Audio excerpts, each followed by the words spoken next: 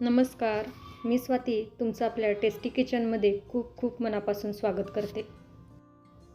रोज रोज नाश्त्याला तेच तेच खाऊन कंटाळा आला असेल तर ही रेसिपी खास तुमच्यासाठी आहे. कच्चा बटाटा आणि गव्हाचं पीठ वापरून आज आपण इथे झटपट होणारा हा नाश्ता बघणार आहोत. चला तर वेळ न घालवता रेसिपीला सुरुवात करूया.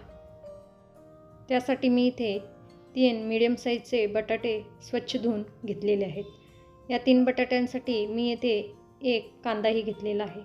आता सुरुवातीला आपण हे बटाटे सोलून घेऊयात. बटाटा सोलून झाला की लगेच याला आपल्याला पाण्यामध्ये टाकायचं आहे, जेणेकरून बटाटा काळा पडणार नाही. याच पद्धतीने मी सर्व बटाटे सोलून घेते. मी बटाटे सोलून घेत आहे तोपर्यंत तुम्ही टेस्टी किचनला अजून सबस्क्राईब केला नसेल तर प्लीज सबस्क्राईब करा. तसंच बाजूचं बेल आयकॉनही दाबा, त्यामुळे माझी रेसिपी जेव्हा अपलोड होईल त्याचं सगळ्यात पहिलं नोटिफिकेशन तुम्हाला मिळेल. रेसिपी आवडत असतील तर लाईक आणि शेअर करायला विसरू नका. इथे माझे सर्व बटाटे सोलून झालेले आहेत. त्याचप्रमाणे मी हा कांदाही सोलून घेतलेला आहे. आता आपण हा बटाटा आणि कांदा किसणीने किसून घेऊया.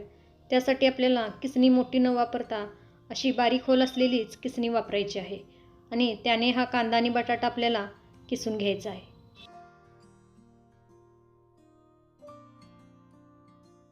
थोडा बटाटा किसून झाला की हा किस आपल्याला परत पाण्यामध्ये टाकायचा आहे, कारण सगळे बटाटे किसून होईपर्यंत हा किस काळा पडू शकतो. यासाठी आपल्याला हा किस पाण्यामध्ये टाकायचा आहे. असंच मी हा सर्व बटाटा किसून घेते आणि पाण्यामध्ये टाकून घेते. आता या इथे माझा कांदा आणि बटाटा किसून झालेला आहे. आता आपण पीठ भिजवून घेऊया. त्यासाठी मी इथे एक बाऊल घेतलेला आहे. या बाऊलमध्ये सुरुवातीला मी कांदा घालून घेते. या इथे आपल्याला कांदा जर किसता नाही आला तर एकदम फाईन असा चॉप करून घ्यायचा आहे, किंवा चॉपरमध्ये घालून हा कांदा जितका बारीक होईल तेवढा आपल्याला बारीक करून घ्यायचा आहे. आता यामध्ये असं थोडं पिळून आपण बटाट्याचा किस घालून घेऊया. फक्त जास्त पाणी न काढता थोडंच यामधलं पाणी काढायचं आहे आणि हा बटाट्याचा किस काढून घ्यायचा आहे. याते बटाट्याचं आणि कांद्याचं किस काढून झालेलं आहे. आता यामध्ये मी 3 चमचे गव्हाचं पीठ घालून घेते. गव्हाच्या पिठामुळे याला छान बाइंडिंग येतं. गव्हाचं पीठ घालून झालं की यामध्ये मी 1 चमचा बारीक 0 नंबरचा रवा घालून घेते. जर तुमच्याकडे जाड रवा असेल तर तो मिक्सरमध्ये लावून तोही 1 चमचा घालू शकता, किंवा 1 चमचा तांदळाची पिठी वापरला तरीही चालेल. चवीनुसार मीठ घालूया. आता यामध्ये काही मसाले घालूया. त्यामध्ये सुरुवातीला मी इथे मिरची, आलं, लसूण असं बारीक करून घेतलेलं आहे ते घालून घेते. मिरचीचं प्रमाण तुम्ही तुमच्या आवडीनुसार कमी जास्त करू शकता. 1 चमचा जिरे, अर्धा चमचा चिली फ्लेक्स. येथे चिली फ्लेक्स घालणं पूर्णपणे ऑप्शनल आहे. आणि बारीक चिरलेली कोथिंबीर. आता हे सर्व आपण एकजीव करून घेऊयात. याला छान असं मिक्स करून घ्यायचं आहे. पाण्याचा वापर न करता हे पीठ आपल्याला कांद्याच्या आणि बटाट्याच्या रसामध्येच भिजवून घ्यायचं आहे. हे पीठ जास्त सैलसर किंवा जास्त घट्टही असायला नको. मीडियम कन्सिस्टन्सीचं हे पीठ आपलं असायला हवं. हे आपलं पीठ तयार झालेलं आहे. आता पॅनकेक्स बनवायला घेऊया. त्यासाठी गॅसवर मी नॉनस्टिक तवा गरम करण्यासाठी ठेवलेला आहे. तवा गरम झाला की यावरती थोडं तेल घालूया आणि हे पसरून घेऊया. आता यावरती आपल्याला हे पीठ घालायचं आहे आणि असं हातानं थापून घ्यायचं आहे. जर तुम्हाला हाताने येत नसेल तर चमच्यानेही तुम्ही असं पसरून घेऊ शकता. आता मी हे छोटं दाखवलेलं आहे, पण तुम्हाला हव्या त्या साईजमध्ये तुम्ही हे पॅनकेक्स बनवू शकता.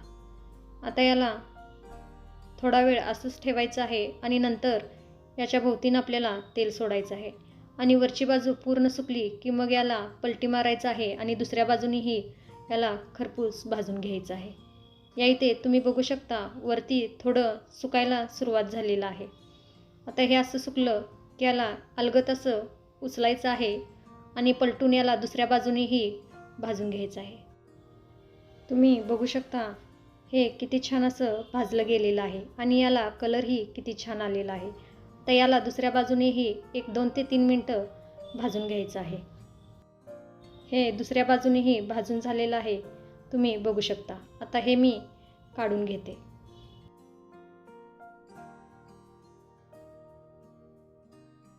अजून एक पॅनकेक मी तुम्हाला बनवून दाखवते. त्यासाठी थोडं तेल घालायचं आहे आणि यावरती हे पीठ हाताने किंवा चमच्याच्या साहाय्याने पसरून घ्यायचं आहे. हे पसरताना आपल्याला फक्त पटपट असं पसरून घ्यायचं आहे. आता हे पसरून झालेलं आहे. आता याच्या कडेने तेल सोडूया आणि हे वरती सुकेपर्यंत याला एका बाजूने भाजून घेऊयात. फक्त आपल्याला हे भाजताना गॅसची फ्लेम मीडियम ठेवायची. मीडियम फ्लेमवरतीच हे भाजून घ्यायचे आहेत. आता हे सुकलेलं आहे. आता याला आपण पलटी करून घेऊयात आणि दुसऱ्या बाजूनेही याला छान भाजून घेऊयात. एक 2 ते 3 मिनटात हे दुसऱ्या बाजूनेही शेकलं जातं. आता हेही आपलं तयार झालेलं आहे. आता यालाही मी काढून घेते आणि सर्व करते.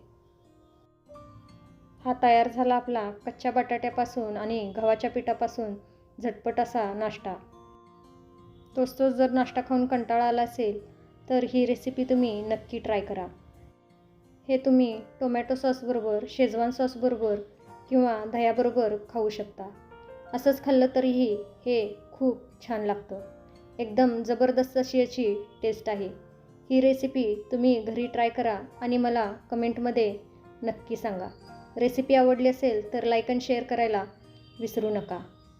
परत भेटू अशाच एका नवीन रेसिपीसोबत. तोपर्यंत मस्त खा, टुमटुमीत राहा. Bye bye.